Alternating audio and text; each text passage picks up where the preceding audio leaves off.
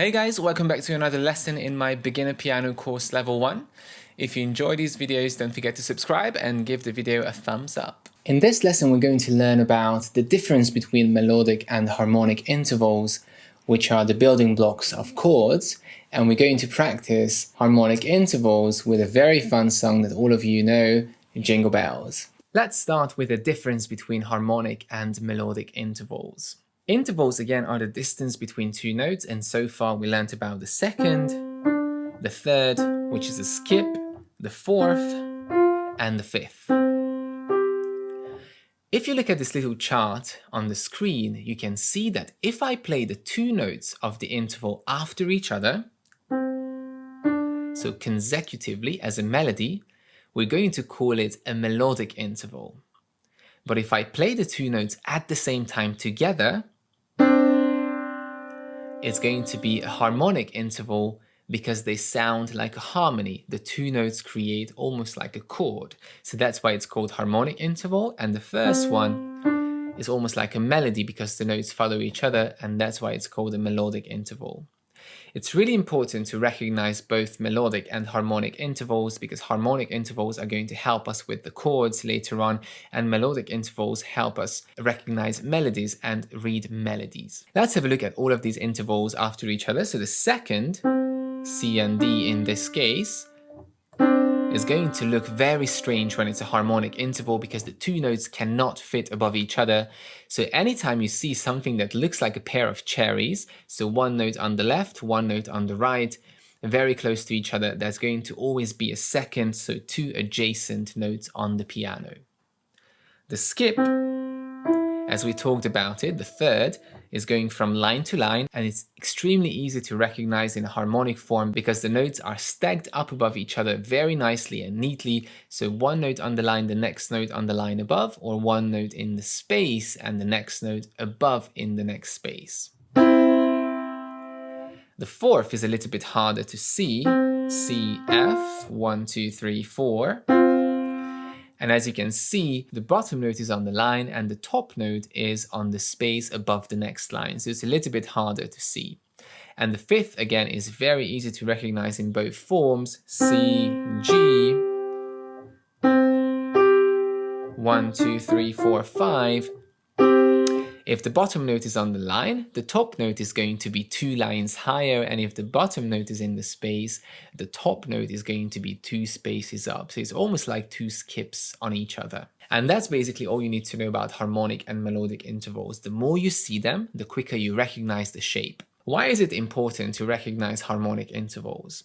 If I see that the last interval is a fifth, all I need to know is that the bottom note is a C. I don't even need to know what the top note is. I will know that it's going to be 5 notes away. 1, 2, 3, 4, 5. And this is going to help my sight reading because I don't need to read every single note if I recognize the shape of the interval. Now, to reinforce this new concept, let's try to play a very fun song that again everybody must know, Jingle Bells. And Jingle Bells, as you can see, uses melodic intervals in the right hand to play the melody, and the left hand is playing harmonic intervals to support or accompany the melody. Before we play Jingle Bells, there is something we need to see at the end or in the second line of Jingle Bells. We can see that the last two bars have a number 2 and a bracket over them, and the previous two bars have a number 1 and a bracket over them. This is called first and second ending. In the previous lessons, we learned about simple repeats, where we have a repeat sign and the whole section is going to be repeated twice exactly the same. But what happens when we want to repeat something twice, but with a little change? If the change occurs at the end of the piece of music, then we can use a first and second ending. In this case, we're going to play the song from the very beginning until the repeat sign, so including the section which has the bracket on and number 1. Then we jump back to the beginning, and at the end of the 6th bar is to write inner. Instead of carrying on to the first ending, we're going to jump straight to the second ending the second time and play those 2 bars. And this way we don't play it exactly the same both times. The first time we play the first ending, and the second time we skip the first ending and go straight for the second ending. And that's what first and second ending means. Now let me demonstrate the song and then we're going to try to play it.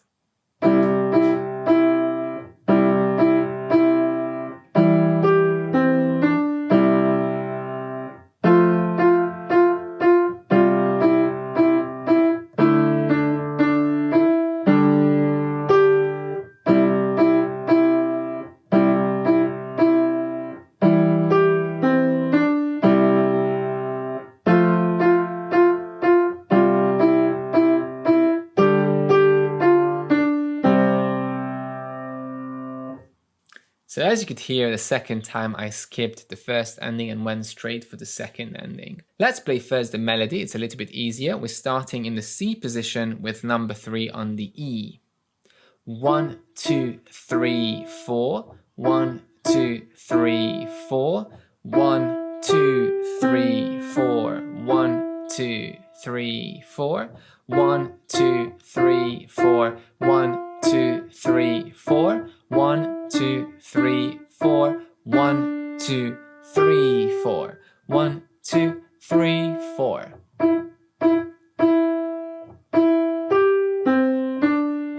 2, 3, 4. 1, 2, 3, 4. 1, 2, 3, 4.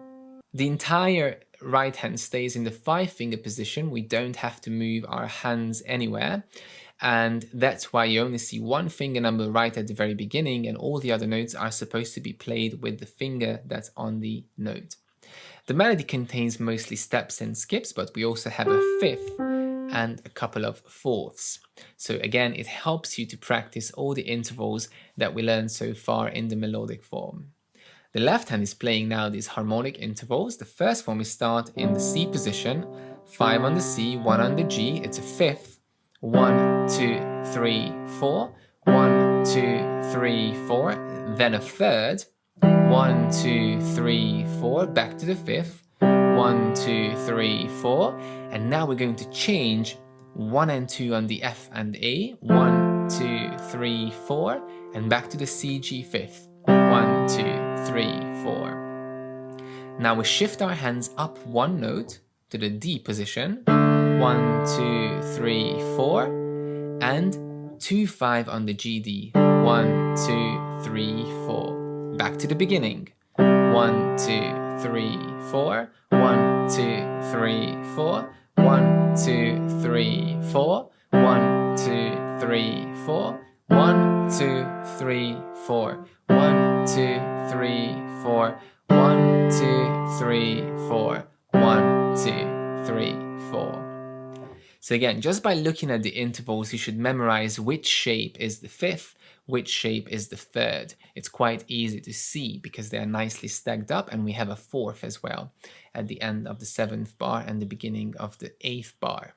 Very important to note that the intervals, the harmonic intervals, always need to go down perfectly together. So if you ever hear something like this, one of the fingers goes down slightly earlier, make sure you adjust, curve the fingers, and together at the same time.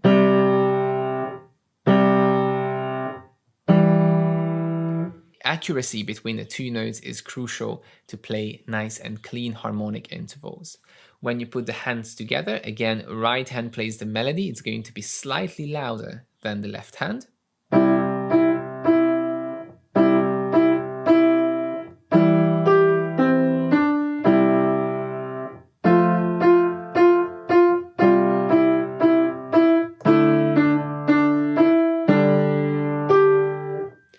And it's going to be mostly the left hand that makes playing this song harder because of the position changes and the finger changes. The right hand stays in the 5-finger position, so it should be fairly easy to play and memorize. Have fun with this song and make sure to practice your harmonic and melodic intervals. If you enjoy this lesson, make sure to check out the premium version of this course, which is going to include a free method book, lots of filmed video tutorials for sight reading exercises, technical exercises, performance pieces, and best of all, you're going to get personal feedback from me to make sure your progress is as smooth and efficient as it can get.